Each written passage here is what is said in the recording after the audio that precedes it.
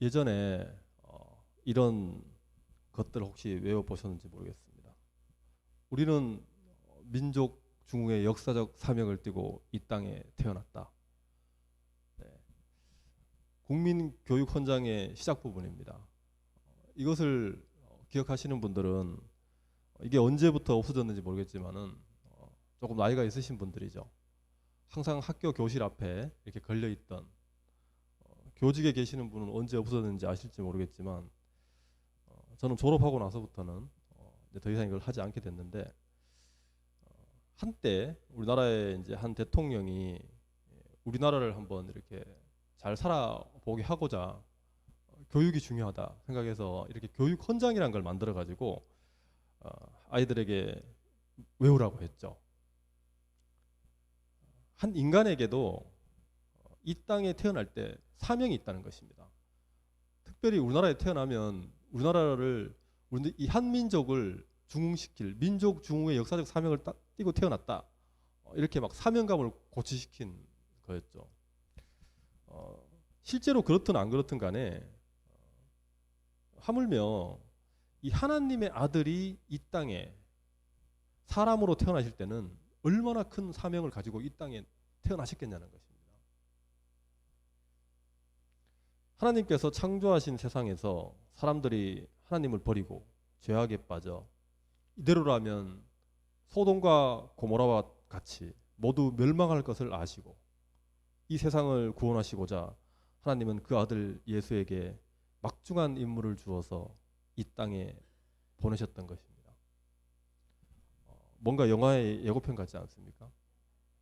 네, 전편의 스토리를 요약하는 어떤 후편의 영화의 첫 장면 같은, 정말 영화의 끝판왕 같은 그런 이야기가 아닐 수가 없는 것입니다. 예수님이 하나님께서 보내신 메시아라는 것이 중요하지만 그것만이 중요한 것이 아니라 그보다 더 중요한 것은 메시아가 무엇을 하러 왔냐는 것이 제일 중요한 것입니다. 메시아에게 임무가 있다는 것입니다. 그리고 그 임무가 무엇인지가 제일 중요한 것이죠. 하나님이 예수님에게 주신 임무는 오늘 읽은 본문의 말씀처럼 십자가에 달려 죽으라는 것이었습니다. 예수님의 임무는 십자가에 달려 죽는 것이었어요. 십자가에 달려 죽기 위해서 태어나신 것입니다. 이렇게 하나님께서 예수님에게 십자가에 달려 죽으라는 임무를 주셨다면은 여러분, 이때 사탄은 어떻게 할까요? 사탄은 무슨 생각을 하고 있었을까요? 예수님께서 드디어 사람의 몸으로 이 땅에 태어나셨을 때 사탄은 어떻게 행동을 개시했을까요? 사탄이 가만히 있지 않았잖아요. 성경에 예수님을 졸졸 따라다니면서 사탄이 방해를 했죠. 사탄은 하나님의 명령에 반대해서 늘 하나님의 뜻이 이루어지지 않기를 원하는 것이 사탄이잖아요. 그렇기 때문에 예수님이 십자가에 달려 죽으라는 이 명령, 이 임무를 띠고 왔다면은 사탄은 그 반대로 했겠죠. 반대로 십자가에서 내려오라고 말하고 있는 것입니다. 하나님은 십자가에 달리라고 말씀하시고 사탄은 십자가에서 내려오라고 얘기하고 있는 것이에요. 예수님께서 십자가에 달리기 그보다 앞서가지고 사탄은 먼저 십자가에 못 달리게 하는 게 어떻게 보면 그의 목적이었을 거예요. 아니면 정말 하나님의 아들이 스스로 그 십자가를 지시는지 한번 보자. 그게 궁금해가지고 십자가에 달리실 때까지는 기다렸다가 그 십자가에서 내려오게 하려고 그렇게 생각했는지도 모르죠. 하지만 십자가에 달린 지금 오늘 이 본문의 이 상황에서 사탄은 이제는 더 이상 가만히 있을 수가 없었어요. 이대로 가만히 있다가는 하나님께서 주신 그 임무, 십자가에 달려 죽으라는 그 임무를 그대로 완수할 판이거든요. 그래서 사탄은 최후 발악을 하고 있는 상황이 오늘의 상황인 것입니다. 사탄은 십자가 주변에 있는, 십자가 주변에 모인 사람들을 통해 가지고 지금 최후 자신의 모습을 보여주고 있습니다. 이 주변에 모인 사람들이 조롱하는 방식으로 십자가에서 내려오라고 지금 이야기하고 있는 것이에요. 오늘 읽은 39절과 40절 말씀을 다시 한번 보시면은 첫째로 십자가에서 내려오라고 했던 사람들은 이 십자가의 주변을 지나가던 사람들이었어요. 39절에 보시면 지나가는 자들은 자기 머리를 흔들며 모욕하면서 40절 끝에 십자가에서 내려오라 이렇게 얘기하고 지나갔다는 것입니다. 두 번째 그룹은 41절에 나오는 것처럼 대제사장들, 서기관, 장로들 이 모든 사람들이 그와 같이 희롱했다 그러죠. 그와 같이 똑같이 십자가에서 내려오라고 지금 42절에서 그와 같이 얘기하고 있는 것입니다. 지금 십자가에서 내려올지어다. 그리고 마지막으로 예수님의 좌우편에 함께 못 박혔던 이 강도들도 이와 같이 욕했다는 것이에요. 십자가에서 내려오라고 얘기하고 있다는 것입니다. 이렇게 여러분 정말 신기하지 않습니까? 어떻게 예수님을 십자가에 못 박아놓고 그 주변에 있는 모든 사람들이 다 똑같은 메시지를 지금 하고 있는 것이에요. 십자가에서 내려오라고 그러고 있는 것이에요. 모두 같은 목소리를 내고 있는 것이죠. 특별히 이 40절에서 이야기하고 있는 40절 보시면은 성전을 헐고 사흘에 짓는 자여 내가 만일 하나님의 아들이거든 이렇게 이야기하잖아요. 내가 만일 하나님의 아들이거든. 여러분 이거 어디서 많이 보던 말 아닙니까? 내가 만일 하나님의 아들이거든. 마태복음 앞쪽 4장에서 3절과 6절에서 사탄이 예수님께서 공생애를 처음 시작하실 때 세례 요한으로부터 세례를 받으시고 처음으로 공생애를 시작하려고 할 때 사단이 예수님을 데리고 광야에 가서 시험을 하실 때 세 가지 시험을 하시잖아요. 그때 했던 그 사탄의 말투인 거예요. 이 사탄이 그렇게 얘기하지 않습니까? 내가 만일 하나님의 아들이거든 명하여 이 돌들로 떡덩이가 되게 하라. 또 내가 만일 하나님의 아들이거든 뛰어내리라. 그 사탄의 목소리가 지금 이 십자가 주변에 모여있는 모든 군중들 속에서 다시 한번 나오고 있는 것이에요. 사탄의 목소리가 지금 들리고 있는 것입니다. 내가 만일 하나님의 아들이거든 십자가에서 내려오라는 것이에요. 사탄은 십자가에 주변에 모인 이 사람들을 충동해가지고 이 조롱하는 방식으로 십자가에서 내려오라고 마지막 발악을 하고 있는 것입니다. 남은 구원하였는데 어떻게 자기 자신은 구원하지 못하느냐? 그것이 무슨 그리스도냐? 사람들에게 메시아라는 것을 인정받기 위한 이 시험을 지금 사탄이 하고 있는 것이에요. 사탄은 늘 인정받기를 좋아하잖아요. 자기가 인정받지 못하기 때문에 하나님을 배반한 것이거든요. 사탄의 특징은 자기가 인정받기를 좋아하는 것이에요. 그렇기 때문에 오늘 지금 사탄이 주변 사람들을 십자가 주변 사람들을 통해 가지고 예수님께서 메시아라는 것을 인정받으려면 자신을 구원해 보라라고 지금 조롱하고 있는 것입니다. 스스로 내려와 보라는 것이에요. 그래야 인정을 하겠다는 것이죠. 사탄이 자기가 인정받고 싶어 하니까 그 인정받고 싶어 하는 그 마음을 심리를 이용해 가지고 예수님도 그 심리를 건드려 가지고 예수님의 그 심리를 건드려서 스스로의 힘으로 이제 그리스도라는 것을 증명해 보이고 인정받으라는 것이에요.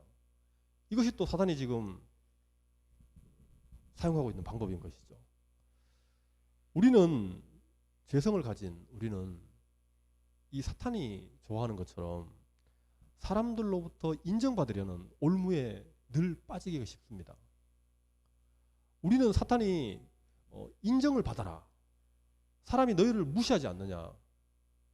너 무시당하고 어떻게 살래? 라고 얘기할 때 우리는 잘 넘어갑니다. 하지만 오늘 예수님은 인정받으려고 하지 않으시는 분이잖아요. 낮게 가시려는 분이고 늘 겸손하신 분이기 때문에 이 시험을 이기시는 것이죠. 또 사람들은 심지어 내려오기만 하면 하나님의 아들 그리스도라는 것을 내가 믿겠다 이렇게 얘기를 해요. 이 믿어주는 것이 무슨 자기들이 무슨 넓은 아량이라도 베푸는 것처럼 그렇게 내려오기만 하면 믿어주겠다 이렇게 얘기하면서 비아냥거리고 있는 것입니다. 이 조롱을 또 사탄이 못 참잖아요. 사탄이 자기를 업신여기는 것, 무시당하는 것, 인정받지 못하는 것, 자기를 조롱하는 것 다 같은 거거든요. 그걸 못 참으니까 자기처럼 생각하는 거예요. 그래서 주변 사람들을 충동질해가지고 예수님을 계속 그러한 방식을 가지고 십자가에서 내려오라고 지금 동일한 메시지를 이야기하고 있는 것입니다. 지금까지는 예수님이 스스로의 능력으로 십자가에서 내려오라고 이런 방식을 사탄이 쓰고 있는 것인데, 물 위를 걸으시고 죽은 자를 살리시고 눈먼 자를 눈뜨게 하시는 바로 그 능력을 발휘해서 십자가에서 내려오라고 그 작전을 지금 쓰고 있었던 것이죠. 이것이 안 되자 사탄이 두 번째 작전을 씁니다. 두 번째 작전은 하나님의 아들이라는 신분을 이용해 가지고 하나님께 호소하고 있는 것입니다. 하나님의 심기를 건드리고 있는 것이에요. 하나님의 능력으로 하나님께서 십자가에서 예수를 구원하라는 겁니다. 하나님의 아들이라면 하나님이 구원해 주실 것 아니냐. 43절에서 그렇게 이야기하고 있는 것입니다. 하나님이 어떻게 자기 아들을 죽게 내버려 두겠느냐는 거예요. 그건 말이 안 되고 하나님이 그렇게 할 이유가 없다는 것이에요. 하나님 보고 계십니까? 이 예수가 당신의 진짜 아들이라면 어떻게 이렇게 죽게 내버려 두자는 거예요. 그렇게 하나님의 이 마음을 불편하게 해가지고 하나님께서 움직이시게 하려는 것이 이 두 번째 사탄의 작전이라고 볼 수 있는 것입니다. 이렇게까지 사탄이 예수님을 보고 예수님이 십자가에 내려오게 하려고 하는, 모두 한 목소리로 십자가에서 내려오라고 하는 이 이유가 도대체 무엇이냐는 것입니다. 도대체 왜 십자가에서 내려오라고 하냐는 거예요. 사람들은 빌라도가 두려워할 정도로 십자가에 못 박으라고 그랬거든요. 예수를 십자가에 못 박으라고. 그래서 빌라도가 밀란이 날까봐 두려워가지고 예수를 십자가에 못 박거든요. 그렇게 십자가에 못 박으라 그래놓고 지금은 왜 내려오라 그러냐는 거예요. 사탄이 이들을 충동하면서 조롱하고 있는 것이죠. 나무에 달려 죽는다는 것은 하나님께 저주를 받았다는 것을 나타냅니다. 갈라디아서 말씀 보시면 제가 읽겠습니다. 그리스도께서 우리를 위하여 저주를 받은 바 되사 저주에서 우리를 속량하셨으니 기록된 바 나무에 달린 자마다 저주 아래 있는 자라 하였습니다. 이 빨간 표시되어 있는 나무에 달린 자마다 저주 아래 있다는 것은 신명기 말씀입니다. 신명기 말씀에 나무에 달려서 죽은 자들은 하나님으로부터 저주를 받아서 그렇게 된 것이다라고 얘기하는 것이에요. 그래서 사람들은 나무에 달려 죽는 것을 너무나 두려워했습니다. 다른 죽음을 통해서 죽더라도 나무에 달리는 것만은 피하고 싶었던 것이죠. 하나님으로부터 저주받고 싶지 않았기 때문인 것입니다. 그런데 이제 이 예수님께서 십자가에 달리시는 것, 이 십자가는 나무를 얘기하는 것이거든요. 이 나무는 십자가를 얘기하는 것이에요. 왜 이 나무에 예수님이 달리셔야 하는지, 바로 저주를 받는 방법이 십자가에 달리셔야만 하기 때문인 것이에요. 좀 전에 읽었던 신명기 말씀대로 나무에 달려야 저주를 받는 것이기 때문에 예수님도 십자가에 달리셔야 저주를 받는 것이잖아요. 그리고 이 저주는 우리의 저주를 대신 하시기 위해서 그러신 거예요. 우리가 받아야 될 저주를 예수님께서 대신 받아야 되기 때문에 예수님이 저주를 상징하는 그 나무의 십자가에 달리셔야 한다는 것입니다. 예수님이 십자가에 달려서 우리의 저주를 대신 하셔야만 우리의 죄가 용서되잖아요. 우리의 죄가 없이 되는 것이거든요. 그렇기 때문에 사탄이 그렇게까지 십자가에서 내려오라고 하고 있는 것입니다. 오늘 46절에 읽었던 말씀에는 어찌하여 나를 버리셨나이까라고 예수님께서 마지막 숨을 거두시면서 말씀하시죠. 나의 하나님 어찌하여 나를 버리셨습니까? 여러분, 이 말은 예수님이 굉장히 절망적인 순간에 부르짖는 절규잖아요. 사실 이 절규가 우리가 해야 될 절규였거든요. 이 절망적인 순간이, 예수님이 겪고 있는 이 절망적인 순간이 우리가 겪어야 될 절망적인 순간이었다는 것이에요. 그런데 그것을 예수님이 지금 대신 절규하고 있는 것이거든요. 어찌하여 나를 버리셨습니까? 이 절망적인 절규가 우리의 절규였다는 것입니다. 사람은 누구나 예수님이 당하신 이 절망의 순간에 이르게 되어 있습니다. 그 절망적인 순간에 절규하게 되어 있는 것이에요. 이것은 피할 수가 없습니다. 지금은 무슨 말도 안 되는 소리냐고 그렇게 얘기하시겠지만, 그리고 이런 소리가 듣기 싫겠지만, 우리 모두는 우리의 죄 때문에 하나님의 심판대 앞에서 우리의 저주받은 그 상태를 깨닫는 순간 우리가 어떠한 운명에 처하게 될 것인가, 정말 하나님의 심판을 받아서 어떠한 운명으로 우리가 영원히 형벌을 받게 될 것인가를 깨닫게 되는 순간, 그걸 알게 되는 순간 지르게 되는 그 절규가 바로 오늘 예수님이 하신 절규였다는 것입니다. 이 절규할 정도로 정말 절망적인 것이 우리의 현실이에요. 아직 다가오진 않았지만 곧 다가올 우리의 현실인 것입니다. 지금 괜찮다고, 금방 닥치지 않았다고 외면해서는 안 되는 것입니다. 모든 사람은 그 순간을 맞이하게 될 것이에요. 이 예수님의 절규가 나의 절규인 것입니다. 어느 누구도 도와줄 수 없는 이 십자가에 달려가지고 혼자 온전히 그 고통을 겪어야 했던 이 예수님처럼 우리는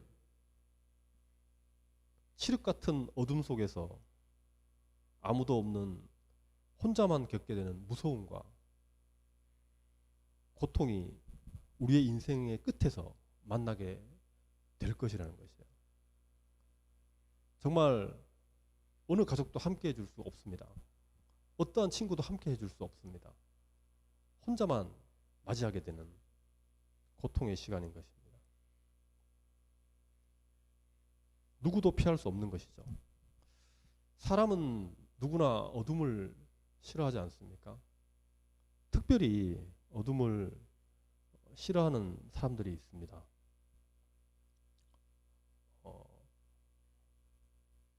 저의 육신의 아버지는, 여기 앉아 계시는 우리 육신의 아버지는 특별히 이 캄캄한 어두움을 싫어하십니다.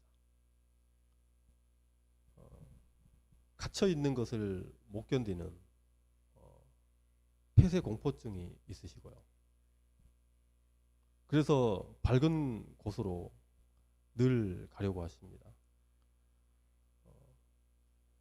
이런 분들은 정말 예수님을 믿으셔야 됩니다. 잘 믿으셔야 됩니다. 이 캄캄하고 어두운 이 세상에서도 그것을 그렇게 싫어하고 못 견디는데, 여러분 영원한 어두움 속에서 어떻게 견디시려고 하십니까? 만약에 예수님을 안 믿어가지고 구원을 받지 못하고 그 영원한 어둠에 처해진다면은 여러분 그것이 우리 현실이라고 생각하면 정말 견디기 어려울 것입니다. 어느 누구도 피할 수 없는 그 절규를 하지 않도록 예수님이 이 땅에 구원자를 보내신 것이에요. 하나님의 심판대 앞에서 영원한 형벌에 처해줄 수밖에 없는 이 죄인들을 구원하시고자 하나님이 외아들 예수를 이 땅에 보내셨다는 말입니다. 예수님이 죄인들을 구원하시는 방식은 대속의 죽음이었어요. 대신 죽으시는 방식이라는 것입니다. 죄인들에게 조금이라도 어떤 대가를 치르는 그런 방식이 아니에요. 한 10대 때릴 거를 한 5대만 감해주고 줄여주고 5대만 때리는 그런 방식의 형벌이 아니라는 거예요. 아예 벌을 주지 않습니다. 그 벌을 온전히 누군가가 대신 받는 그런 방식이었어요. 예수님이 온전히 형벌을 다 감당하는 그런 방식의 구원이었던 것입니다. 그래서 사탄은 약이 오를 대로 올라 있었어요. 이 사탄이 약이 오른 것을 이해할 수도 있을 것 같아요. 왜냐하면 여러분, 우리만 죄 지었습니까? 사람만 죄를 지었어요? 죄에 먼저 지은 자는 누구냐면 사탄이에요. 사탄도 우리하고 똑같이 죄를 지었단 말입니다. 하나님 앞에서.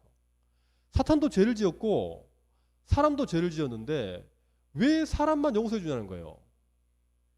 사탄은 용서하지 않습니다. 하나님께서. 그럼 사탄의 입장에서는 여러분 심술이 나지 않을까요? 쟤도 잘못했는데 왜 나만 뭐라 그러냐는 거예요. 그래서 사탄이 오늘 하는 행동을 보면 어떻게 보면 이해는 간다는 것입니다. 그만큼 사탄이 약올라 하고 힘을 부리는 만큼 우리가 받은 혜택이 크다는 것을 아셔야 됩니다.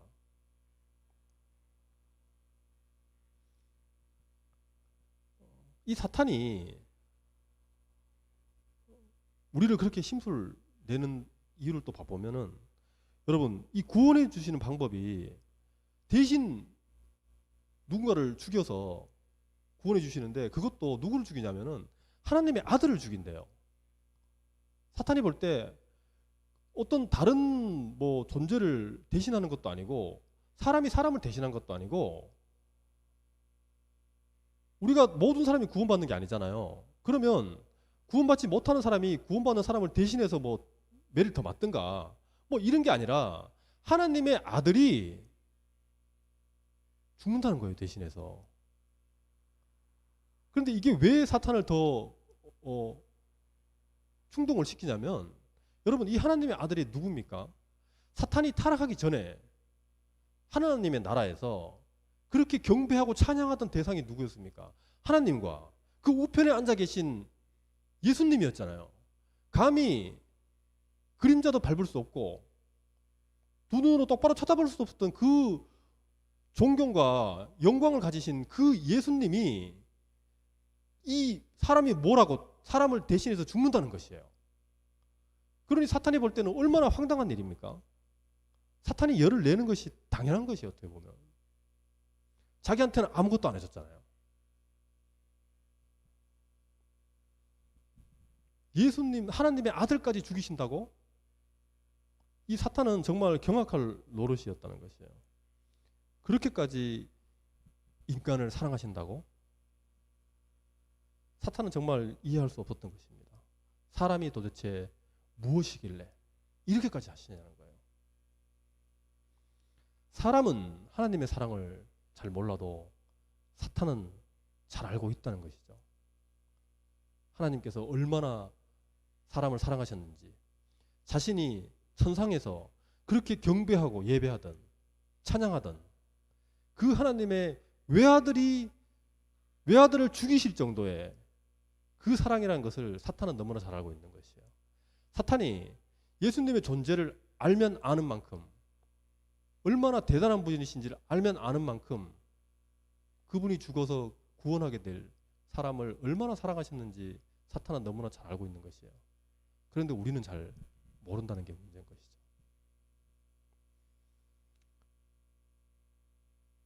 하나님의 영광을 시기해가지고 관역했던 이 사탄이 이제 하나님의 사랑을 받게 될 인간을 시기하고 있는 것입니다. 죄인이 용서받지 못하도록 예수님을 십자가에서 내려오라고, 그래서 이 사람 저 사람을 충동해서 조롱하고 있는 것입니다. 결국 예수님은 어떻게 됐습니까? 사탄의 이런 파상 공세에도 불구하고 예수님은 무사히 죽으셨습니다. 이렇게까지 십자가에서 내려오게 하려고 사탄이 몸부림을 쳤지만 예수님은 무사히 죽으시고 임무를 완수하신 것입니다. 정말 무사히 죽으셨다는 말을 이럴 때 사용할 줄은 몰랐는데 정말 예수님께서 죽지 않으셨으면 얼마나 아찔했을까요? 그렇게 조롱하고 모욕을 주고 고통을 가했음에도 결국 죽고 마는 이 예수를 사탄이 보면서 사탄이 결국 절규하게 되는 것이에요. 비명을 지르게 되는 것이죠. 절규. 사탄이 미쳐버리게 되는 거예요. 이렇게까지 했는데 죽는다고, 십자가에서 안 내려온다고, 결국 사람이 구원을 받는 것을 보면서 사탄이 정말 이 감당할 수 없는 시기와 질투와 거기에서 감당할 수 없는 절규를 지르고 마는 것이에요. 아무리 해도 멈출 수 없고 끊을 수 없는 그 지긋지긋한 이 하나님의 이 사랑에 대해 가지고 정말 몸소리치면서 소리를 지르고 마는 것입니다. 사탄이 모든 수단을 강구해도 예수님이 십자가에서 내려오시지 않은 이유는 두 가지입니다. 첫째는 하나님께서 원하셔서 하나님의 뜻을 이루기 위해서 하나님께서 주신 그 임무를 완수하기 위해서 내려오지 않으신 거고, 또한 하나님 못지않게 예수님도 이 죄인들을 사랑하셨기 때문입니다. 도대체 사람이 무엇이길래 예수님이 이렇게까지 하셨냐는 것입니다. 바울은 이때 예수님의 사랑과 하나님의 사랑에 대해서 로마서에서 이렇게 표현하고 있습니다. 로마서 8장 말씀입니다. 누가 우리를 그리스도의 사랑에서 끊으리요? 다른 어떤 피조물이라도, 이때의 피조물은 여러분 사탄이라고 보시면 좋은 해석일 것 같습니다. 다른 어떤 피조물이라도 우리를 우리 주 예수 그리스도의 예수 안에 있는 하나님의 사랑에서 끊을 수 없느니라. 바울은 분명하게 하나님의 사랑과 예수 그리스도의 사랑을 언급하면서 이 두 분이 우리를 그렇게까지 사랑하셔가지고 어떠한 피조물도 사탄이라 할지라도 끊을 수 없다는 것을 이야기하고 있는 것입니다. 사탄은 이 사랑을 끊는데 실패했습니다. 아니, 한낱 피조물에 불과한 사탄은 감히 죄인들을 향한 하나님의 사랑, 그리고 이 하나님과 마찬가지로 죄인들을 대신해서 이 땅에 오셔서 죽으신 그 예수님의 사랑을 끊을 수 없는 것이죠. 어찌 피조물이 하나님의 하시고자 하는 하나님의 사랑을 끊겠습니까? 말씀을 마무리하면 예수님이 마지막 절망적인 순간에 부르짖었던 이 나의 하나님, 나의 하나님, 어찌하여 나를 버리셨나이까라는 말은 하나님을 믿는 자들이 할 수 있는 가장 절망적인 말이라고 볼 수 있습니다. 하나님을 믿는 사람만이 어찌하여 나를 버리셨습니까? 라는 말을 할 수 있는 거잖아요. 버림받았을 때. 하나님을 믿지 않는 사람이 어떻게 하나님 나를 버리셨습니까? 이런 고백을 할 수가 있겠어요.